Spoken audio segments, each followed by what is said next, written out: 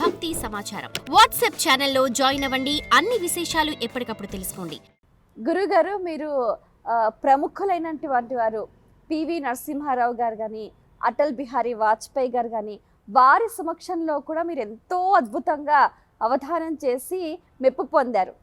ఆ సందర్భంలో మీకున్న ఆ స్పందన ఏమి తల్లి అద్భుతం. నేను పివి నరసింహారావు గారు మహానుభావుడు, 14 భాషలలో విద్వాంసుడు.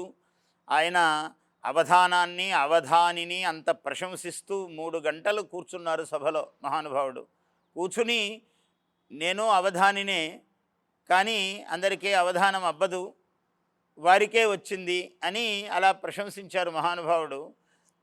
దీనిని నేను ఎట్లా నాకు అనిపిస్తుందంటే, అవధాన సరస్వతి వైభవం అదంతా. ఏ వ్యక్తిది కాదు, ఇది వ్యక్తిగతము కాదు, వ్యవస్థానిష్టము. ఇది మొత్తము సమాజనిష్టము. రసో ఎన్నిష్టో రసహ అంటాడు ఆలంకారిక శాస్త్రాల్లో. అంటే సాహిత్యము కవిత్వం ఇలా ఉండాలని మహాత్ములు ఎంతోమంది రాశారు సంస్కృతంలో. ఆలంకారిక చక్రవర్తులు ఉన్నారు. వాళ్ళందరూ కూడా దీన్ని ఎలా భావనం చేశారు అని అంటే, ఎన్నిష్టో రసహ అన్నారు. రసము ఎక్కడుంటుంది అన్నారు. ఒక నటుడి యందా, ప్రయోక్త అంటే దర్శకుని యందా, లేదా నట రంగమునందా ఉంటుందా అంటే ఇక్కడెక్కడ ఉండదురా, సామాజిక నిష్ఠో రసహ అన్నారు. చూసేవాడు ఉంటాడే మహానుభావుడు, వాణి యందు రసము ఉద్భూతం అవుతుంది, ప్రదర్శించేవాడిలో కాదు అన్నారు. ఎంత గొప్ప మాట చెప్పారో చూడండి. అందువల్ల చెప్పే కవికి ఎంత బాధ్యత, ఎంత దేవతా అనుగ్రహం ఉందో, వినే శ్రోతకు కూడా అంతే బాధ్యత, అంతే అనుగ్రహము ఉన్నది. కాబట్టి నా శ్రోతలు ఉచ్చైశ్రవుల్ అని చెప్పాను నేను. నా శ్రోతలు ఉచ్చైశ్రవుల్ అంటే, ఉచ్చైశ్రవం అంటే ఉత్తమ జాతి గుర్రము, అది దేవతాశ్వము. ఉచ్చైశ్రవాహ, చెవులు దానికి ఇలా నిక్కబడుచుకొని ఉంటాయంట. ఎప్పుడు ఏం చెబుతారో అని వినేదానికి ఆసక్తి కలిగి ఉంటుంది.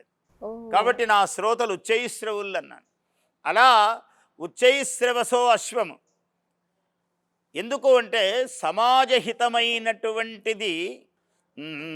ప్రజాహితం నా పద్యం, ప్రజాహితం నా పద్యం, ప్రజల కొరకు నా పద్యం,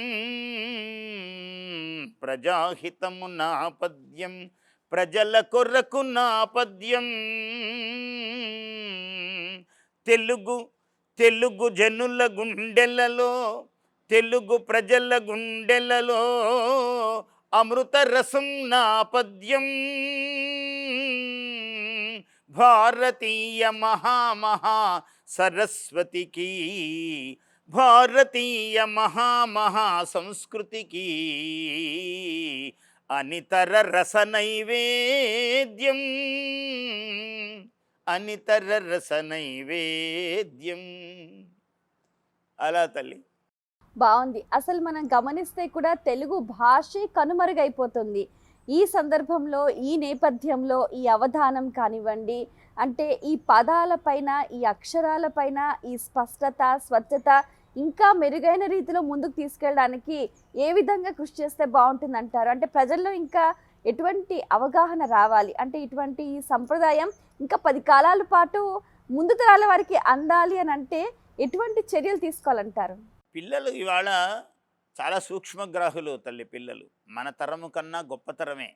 అయితే వాళ్ళు వ్యగ్రతకు కూడా, అంటే ఏకాగ్రత కుదరకుండా ఉండటానికి ఎన్ని కావాలో అన్నీ కూడా ఉన్నాయి.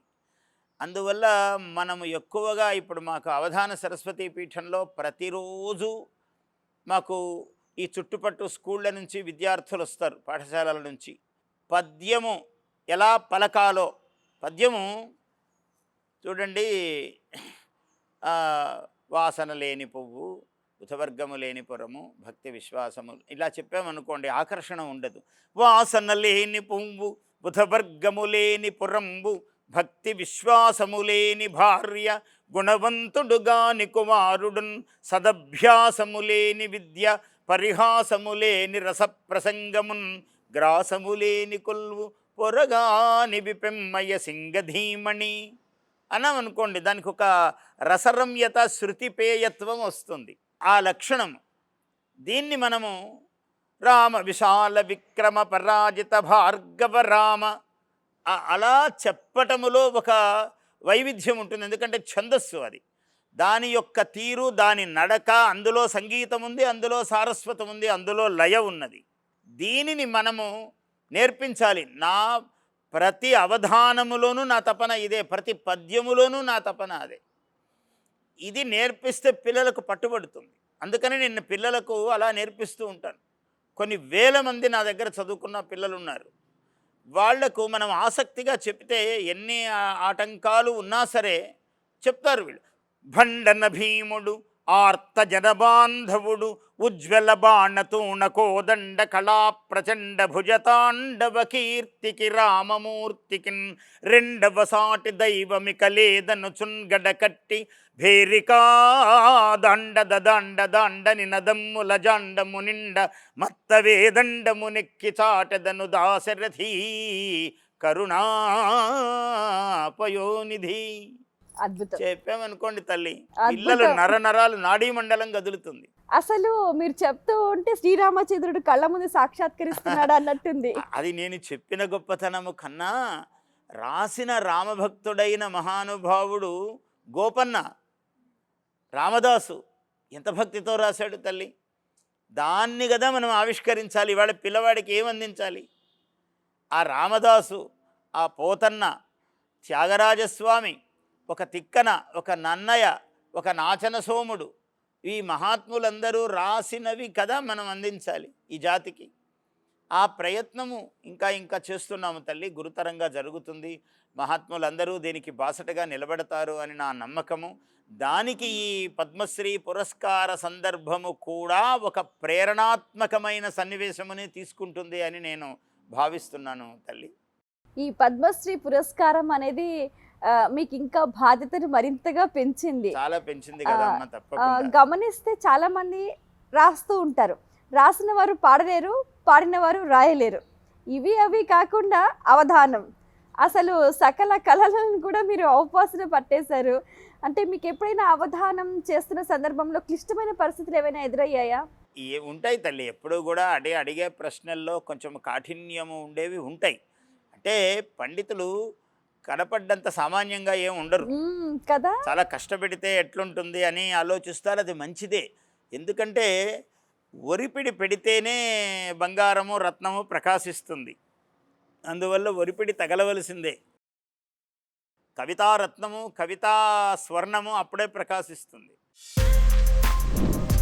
For more videos like this, subscribe Big TV channel.